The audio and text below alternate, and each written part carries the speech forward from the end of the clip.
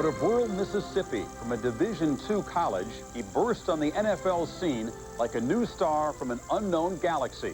But we knew him soon enough as a player. Strong, fast, shifty, and unafraid, he was a lover of physical contact, trading sting for sting with the biggest and the baddest, while carrying the football farther than any man in league history. But for all his talent, the man called sweetness remained as elusive off the field as he was on it. Here was an attempt to define Walter Payton beyond the numbers.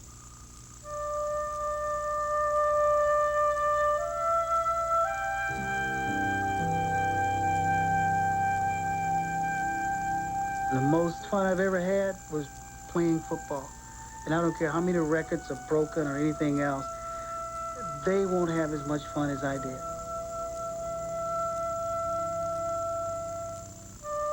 He was sweetness, he was light on his feet, he was, the numbers say, the greatest runner in NFL history. And tonight, Walter Payton is gone. Here's a guy that was invincible, and all of a sudden, you find out that he's not. When you see someone that you think is at the peak of his life and health, you don't believe that it's possible that someone that's that vibrant can go so fast. And I think that's what shocked us all so much.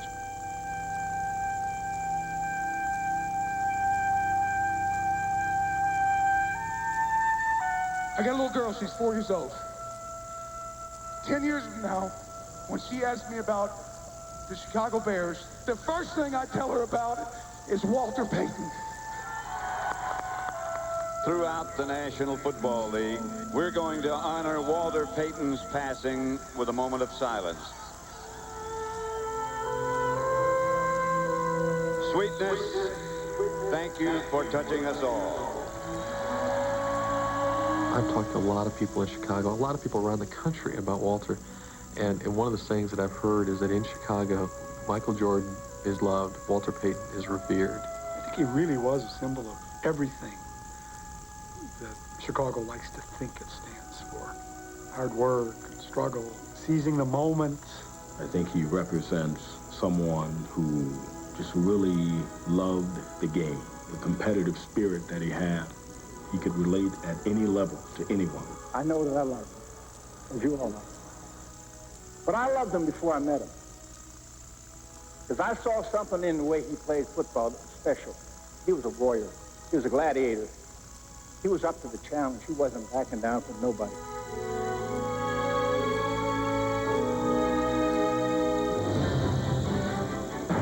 Payton refined his combative talents in relative obscurity.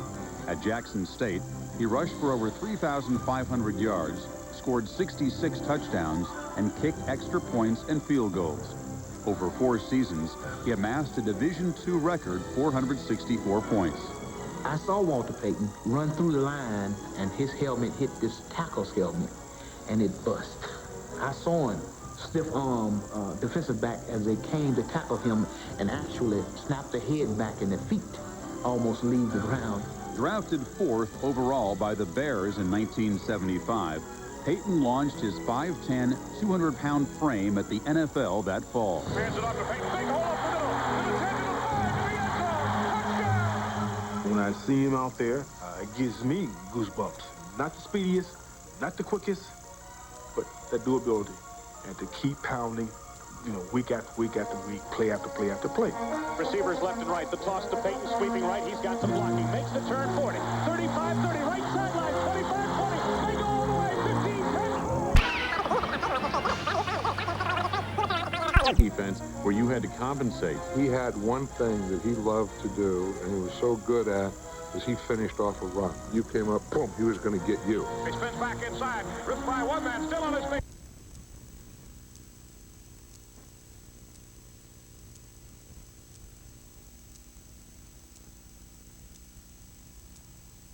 People who wore face masks. It was a very risky thing to do, but Walter perfected it.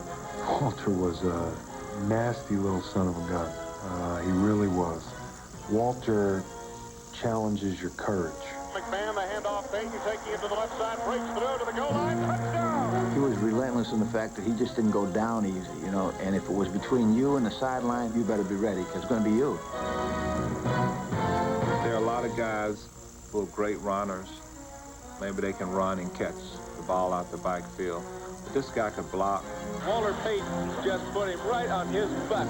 He could throw the ball. Quick pitch to Walter, fakes the end around. Walter's going to throw. Bang wide open. Touchdown, once more. He was a complete player. Walter Payton, to me, is the best football player I've ever seen. And I was fortunate. You don't coach Walter Payton. You just give him the ball. He'll do all right. Blessed with a near-perfect physique, Payton did just fine every game day of his career, save one in his rookie season.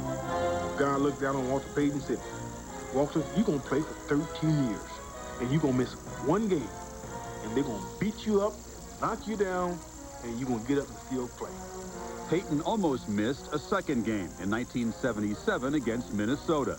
Instead, he rushed for 275 yards, an NFL record that lasted 23 years. I was sick. I had the flu, and I didn't feel like I was going to play. Had a little temperature. I was throwing up. I told him, you know, heck with it. I wasn't going to play it. I remember him telling the coach, I want to go, I want to go. Next thing I knew, end of the game, 275 yards later, Walter was, you know, the man. Of all the records set by Payton, the most difficult was passing Jim Brown's career rushing mark of 12,312 yards. When he pulled within reach in 1984, each yard gained seemed to grow a little longer, a little tougher. Pain in the butt.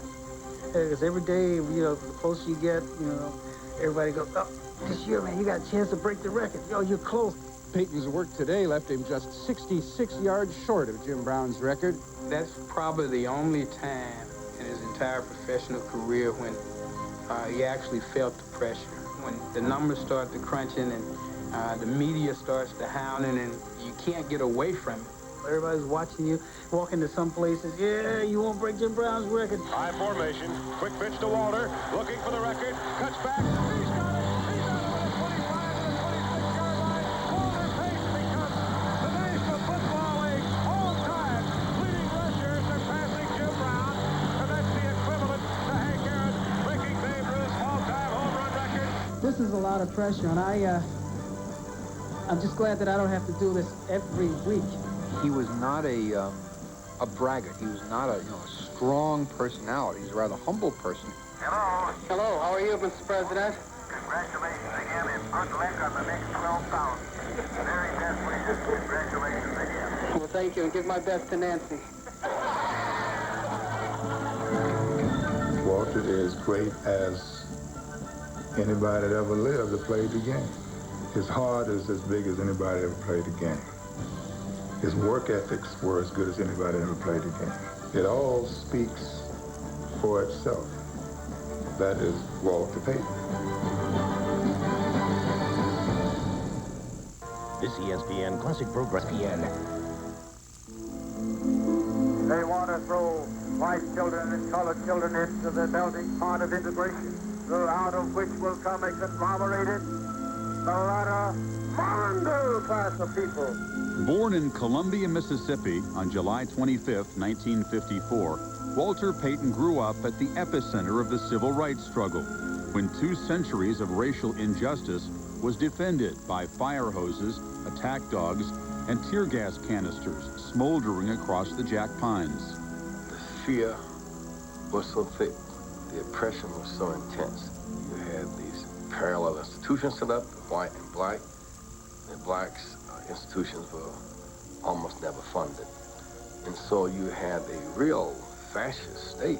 There are a lot of problems in Mississippi like there are all around the country, but when we were growing up during that time, we really weren't aware that most of them existed. I mean, there were great people who were non-Afro-American in our community that took an interest in us. We lived probably until we were in our early teens before it really hit us that there was this vast difference between white and black because we lived in our own world. People look at Mississippi as being very racist, but Mississippi is a place where people are people.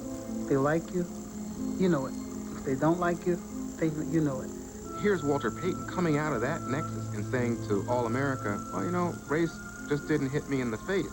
And I think in Walter Payton's case, he was in a cocoon, and the cocoon was that very strong mother and father.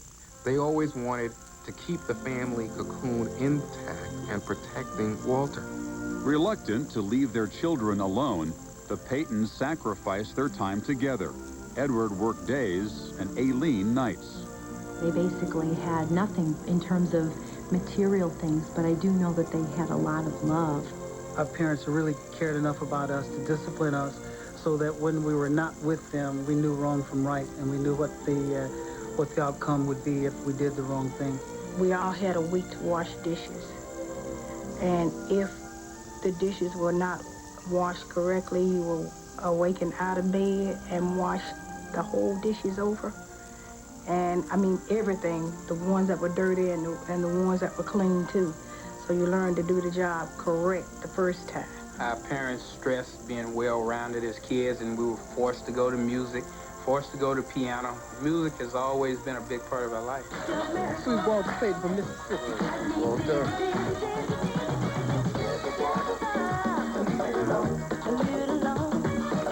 The dancers in the house were Walter and myself. As they say, a little shake, a little bake, and a fast egg. 3 years before Payton's national TV appearance on Soul Train, he played drums in his high school band. But when his mother lifted her ban on football in his junior year, he found new purpose, setting records at all-black Jefferson High. Then, in 1970, Payton was part of the first class to integrate Columbia High School.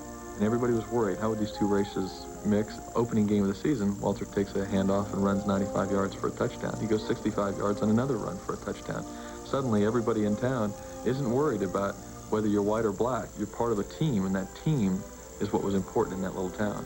We played Prentice, which was a rival, you know, once we were integrated, and Walter scored 2 touchdowns.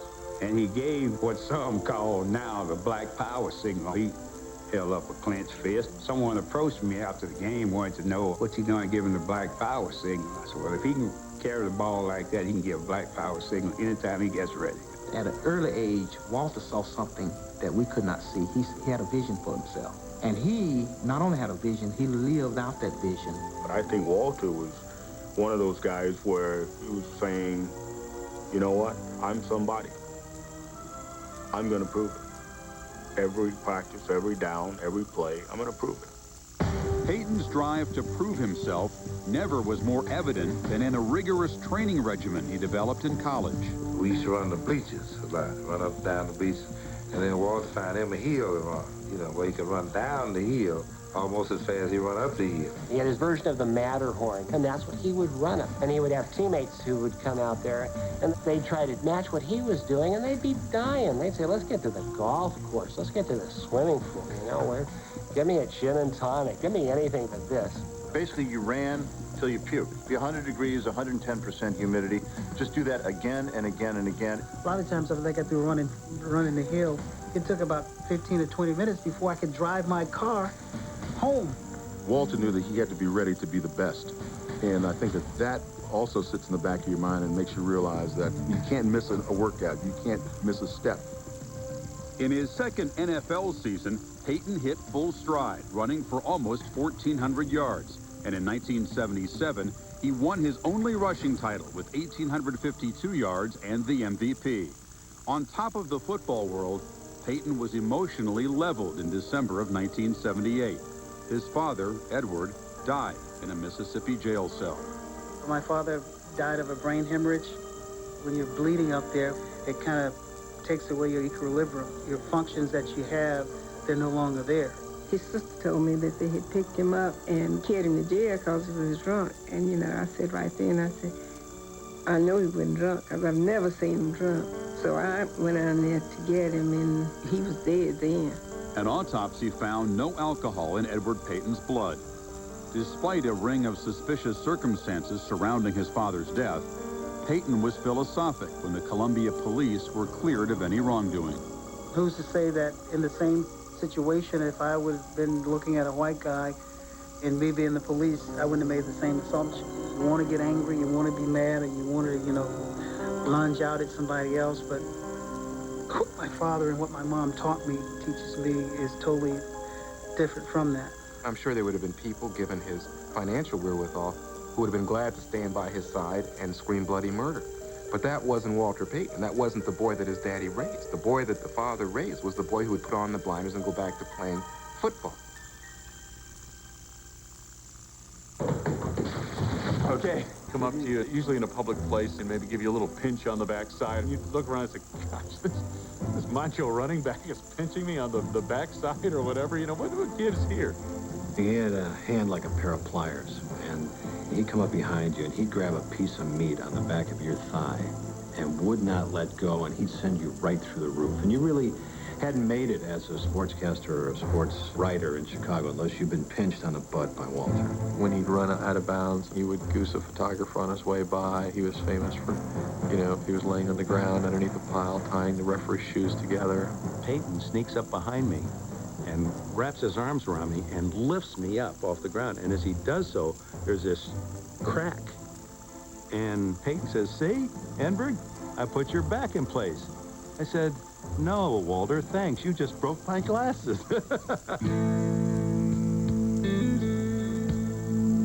Something was going down. 90% of the time, Walter had something to do with it. About 2:30, 3 o'clock in the morning, the fire alarm goes off. Well, of course, everybody's asleep. Walter comes out of his room and says, "What's going on? What's going on?" Well, everybody knew. Matter of fact, I think the police and the fire department all went to Walter's room. We had a general manager who was a very serious man, Jim Finks. Walter's the only person I knew that could reduce Jim Finks to rolling up socks and running around the locker room throwing them at each other. Walter, if he was feeling like it, would head up to the switchboard and sit down and start answering the phone. They'd say, "Oh, where's Ms. Johnson?" And Payton said, "She's on vacation. I'm taking her place." When I was off the football field, I kind of felt like I was unclothed. I kept everybody else laughing. I kept them off guard so they didn't notice that I was not on the football field. Very, very sensitive guy. I remember one year he cried when he was injured. He came off the field, he hurt his ankle. And you know, you don't see that from a guy. It wasn't that he was hurt, it was that his pride was wounded.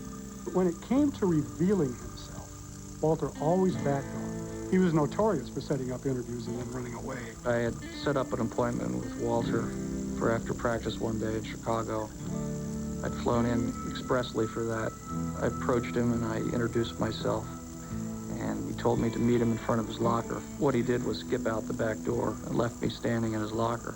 Oh, Walter was just plain out there. You know, he had the attention span of a cabbage moth. If you had to interview him, it had to be on the run. He always had to be going someplace. There were ants in his pants. And when you're playing with athletes, you're in the locker room with these guys. These are your guys you go to war with. Those other guys are looking for a story. You have to deal with them, but you distance yourself from them, man. Walter, just don't let anybody in his world. There are certain things about yourself that you don't even like about yourself.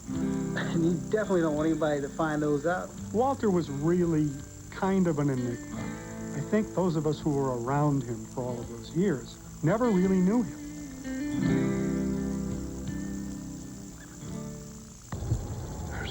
Naturally.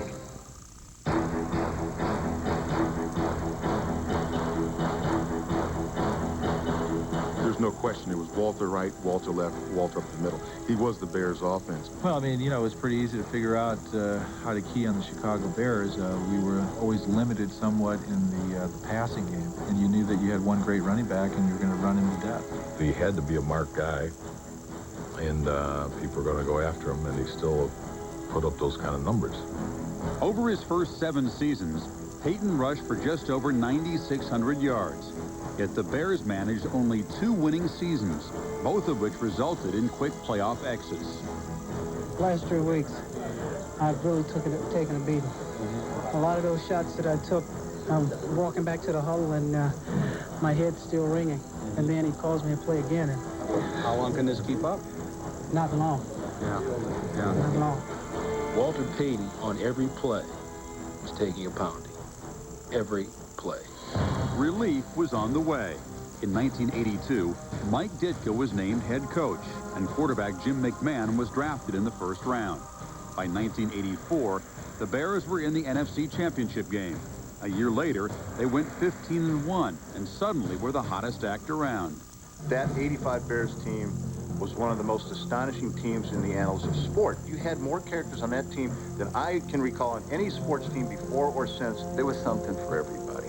You know, you had Ditka on one side, the outspoken coach, Buddy Ryan, and they had like the feud there, and then McMahon on one side, Walter Payton on the other side. The Bears manhandled the Giants and Rams to earn a berth in Super Bowl 20. In his 11th season, Payton finally had approached the mountaintop. But just as he was about to touch ultimate victory, he was overshadowed. Here was what could have been a supreme moment, a guy who'd been sheltered from his deserved accolades for so long. And now, everyone is writing and rushing around to see the punk quarterback who mooned the people up in the helicopter. The Fridge walking down Bourbon Street, you know, with 1,000 people behind him, and, you know, all these incredible moments. We couldn't keep up.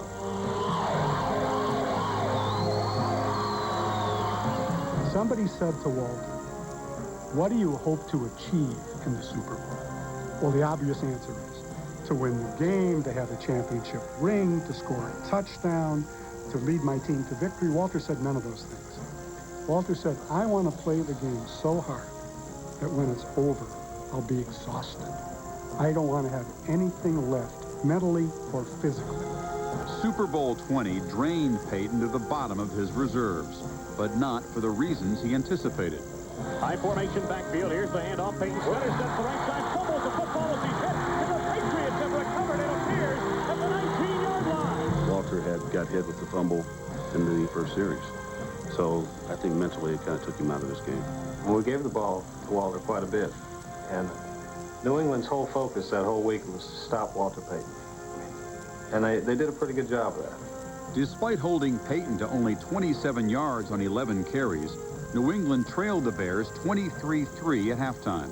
You knew the Bears were going to win the whole second half. My hook as an announcer was, will Payton at least get a Super Bowl touchdown? I mean, you got the premier running back in the history of football. Don't score a touchdown in that game, something's wrong with that pitcher. Payton and again William Perry in the backfield. First and goal from the 1-yard line. Handoff to the Fridge. Yes, William Perry has scored on a 1-yard touchdown run in the Super Bowl. Why would you want Fridge to score? I mean, no, Walter's supposed to be in that end zone. Here's the crowning achievement of his career as a team player, as a Chicago Bear. And he doesn't get his piece of the wedding cake. That was cold. It ticked me off, the way it was handled. Some of the words that I want to use that come to mind at this particular time, I can't use.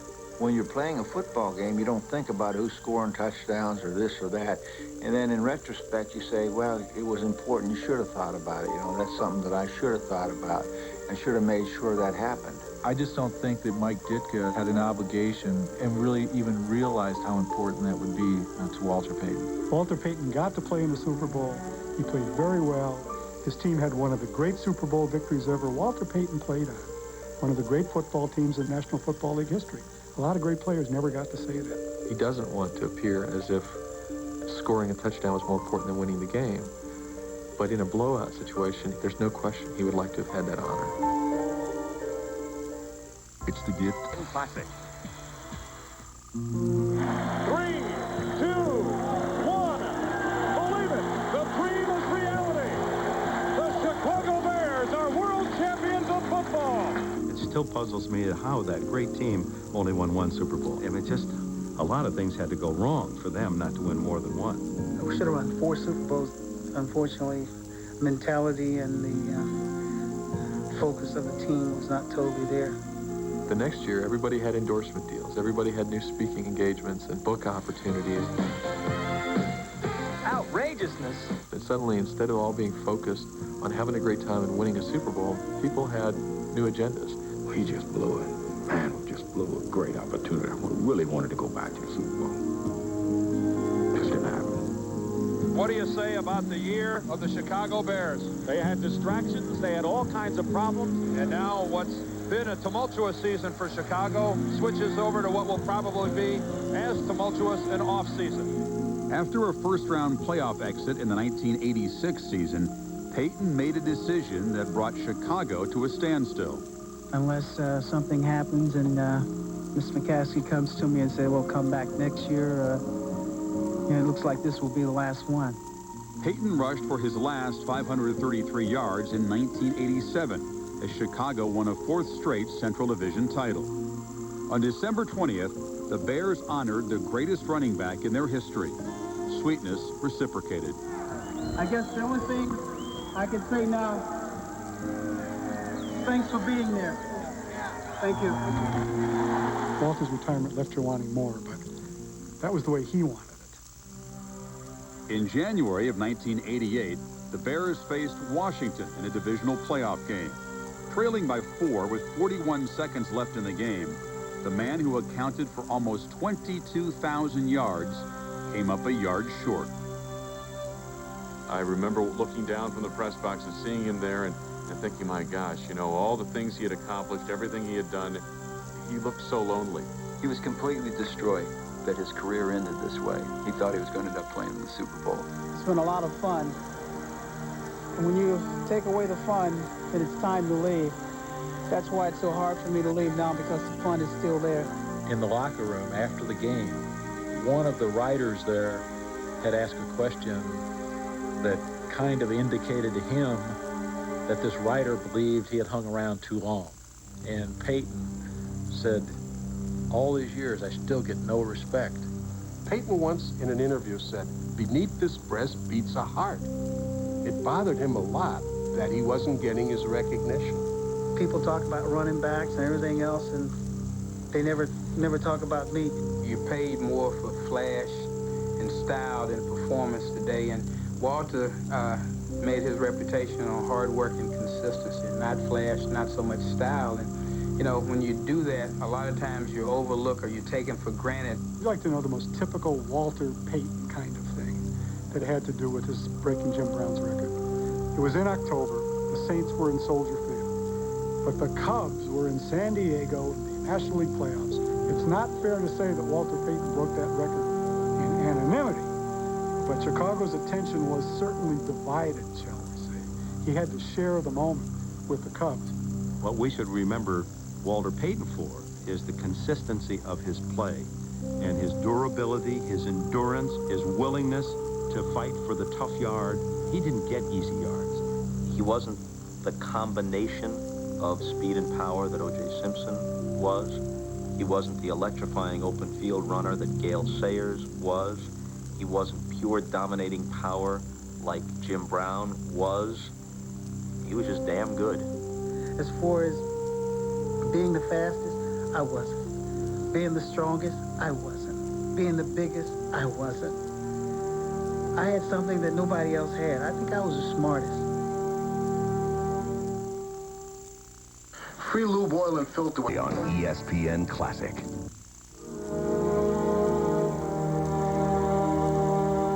No longer able to directly feed off the excitement generated on a football field, Payton looked for new venues to challenge his competitive spirit. I'm not sure if he really ever liked it. He needed something else to do, and I think he thought that car racing would fill that void. More than anything, what race car driving gave him was a thrill. He loved interacting with the public, which it continually gave him. It gave him media exposure, which he also knew was good for him. Walter liked to hunt, and he had a gun. He had a Luger in his locker. He would shoot at birds up in the trees with this Luger. And his motto was, if it flies, it dies. Payton's post-gridiron pursuits may have provided some thrills, but his need to compete was met primarily in the fields of business, where he flourished. Walter's success was partly due to the fact that he was very entrepreneurial. When you ask Walter, hey, what are you doing? You know, you better be ready for about a half-hour conversation. He had several restaurants and nightclubs and bars. He was putting together a group to bring arena football back to Chicago. He was very popular on the motivational speaking circuit, and that was continuing to build, and he was deriving a very good living from that. Payton was always ready to put his money where his mouth was, and when NFL owners voted in 1991 to expand their ranks, he and his partners were among the first in line. He looked at St. Louis as something that was a long-term, that he could really sink his teeth into, that he would truly be passionate about. We were watching some Bronco tape. He goes, "You see those new helmets they got on?" I said, "Yeah." He goes, "They stole my logo. That was my logo. It was going to be the St. Louis Stallions." I mean, he was involved down to designing the uniforms. I think the challenge of being the first African-American to be owner of an NFL franchise was very exciting to Walter. And the fact, too, that the league thought that he was worthy of being an owner. And it was disappointing that it didn't happen because they put a lot of time and a lot of hard work into it. What it basically came down to was something completely out of Walter's control. It was two of the other partners who didn't get along. When the proposed St. Louis franchise fell through, Payton turned in another direction, the Walter Payton Foundation, a nonprofit organization devoted to inner-city children. Had a heart for kids, really had a heart for people, and always looking for an opportunity to make a difference in the lives of people less fortunate. One of Walter's most famous traits was that he would ask businessmen if they had children. If the businessman said, "Yeah, I have children," he'd say, "Well, let me see them. Give me your wallet. I want to see the pictures of your children." And boy, would he just give them a ration if they didn't have a photo. He wanted people to be proud of their children.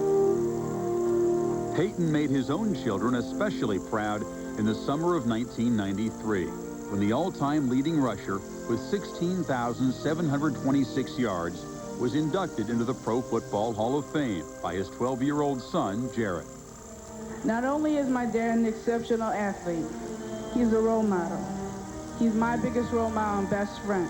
It would mean a lot, first of all, having the opportunity to go into the Hall of Fame. And I think for Walter, it was just a way of passing the baton of manhood.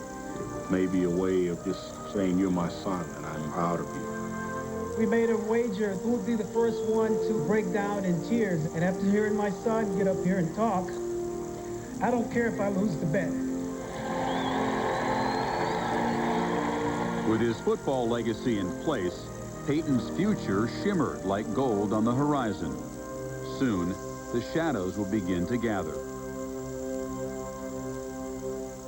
Of having stomach problems, and we thought it was indigestion or something like that. He took a lot of Pepto-Bismol and Maalox, and it must have helped because he'd never felt that he needed to see a doctor. In December of 1998, after undergoing an exhaustive battery of tests at the Mayo Clinic in Rochester, Minnesota, Payton was diagnosed with a rare and potentially fatal liver disease. That evening when he got back home, he brought me downstairs and about the kids. He was very calm when he broke the news to me. I know he had sugarcoated it quite a bit to tell me, but the first thing I did was cry because I got scared. I got really scared. Jared Payton has his news conference announcing he's going to go to Miami, Florida, play football. And suddenly there's Walter, and his appearance was shocking. He had lost 25 or 30 pounds. Our reporter on the scene asked him before the news conference started, "Gee, Walter, why don't you get some clothes that fit? Well, what the heck's the matter?" Joking with him, and he said, "You know what? I overtrained for the marathon." No one had ever approached me and said anything to me about the weight loss, not even my closest girlfriends. I think we all knew that it was probably just a matter of time, because how can you explain something like that? How can you explain that amount of weight loss?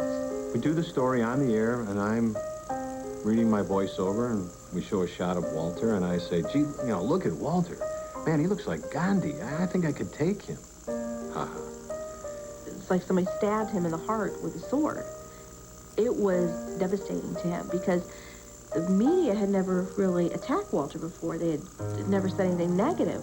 My style on and off the air is I'm a real wise guy. I'm a real smart aleck, and this time it really came back to bite me. I was absolutely devastated.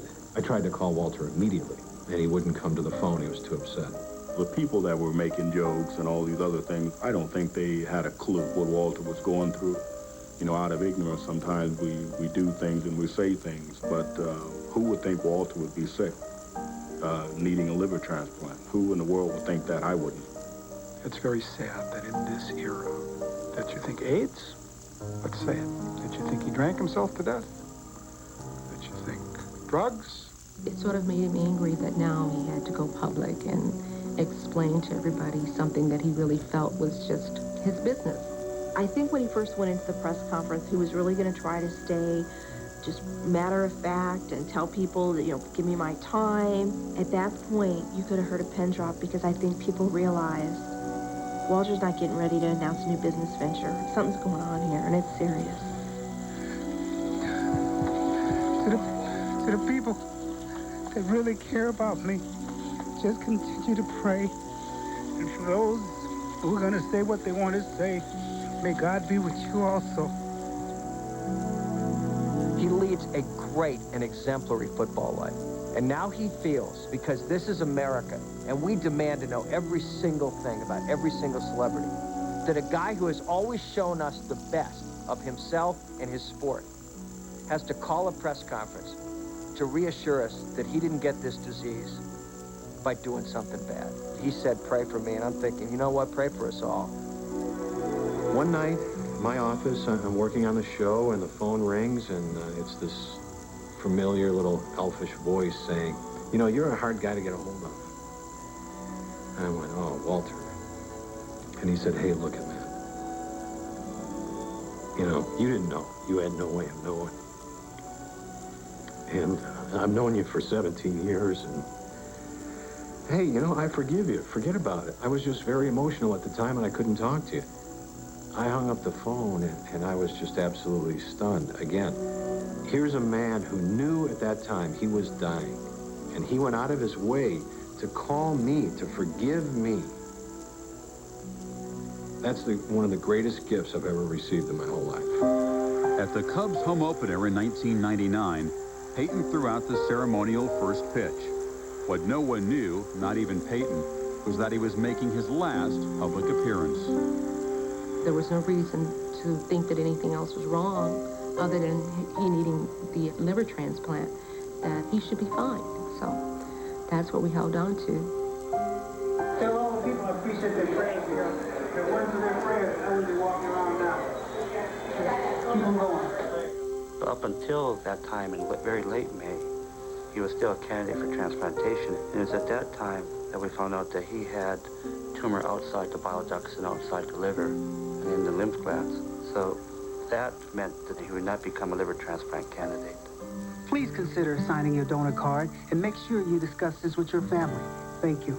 Walter Payton did that spot without telling anyone that he would no longer be saved by a transplant, that was not going to save him. And to me, that really said something about the man. In my heart of hearts, he never, ever threw in the towel. He never said goodbye. He never said, I know I'm not going to be here. We just take it a day at a time. Didn't know what each day would bring. But again, you kept hoping, beyond hope, that, you know, it would be okay, that things would still work out. By October 1999, it was apparent that things would not work out. I just went in and I just talked to him a bit, and I looked at him. There was a new expression, a new peace on his face, a peace that surpasses all understanding. We're here obviously with a very heavy heart. Walter did pass away at approximately noon today at his home with his family there. You are resting in peace, for there is no pain, there's no sickness, no suffering. One day we will all join you. I recognize that millions of people will miss you because of what you've done on the football field and the lives that you've touched. I will miss you because you are my dad.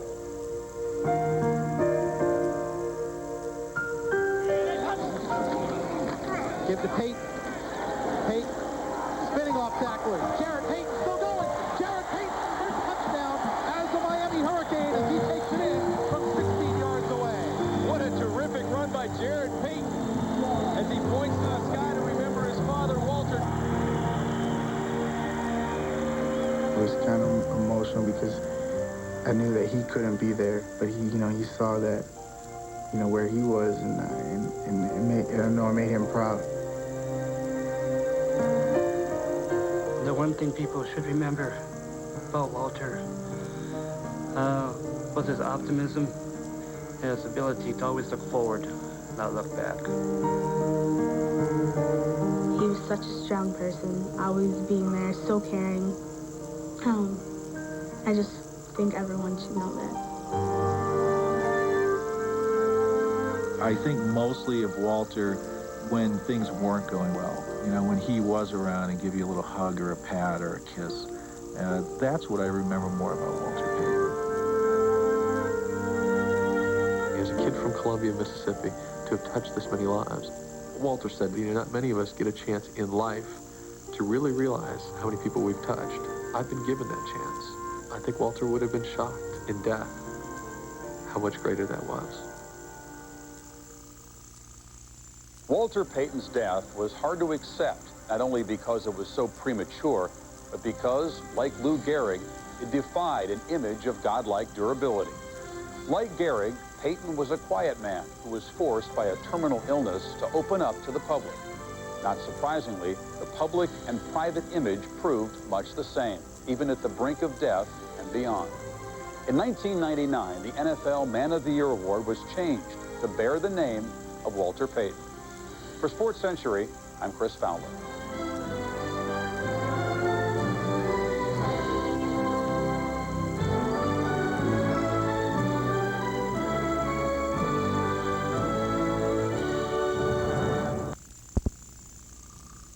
Running back Roger Craig. The word thriller is not often associated with an NFL quarterback. After all, in today's computerized age, it's the coach who calls the plays, with the quarterback expected to execute them in robot-like fashion. But that's not the case with San Francisco's Steve Young.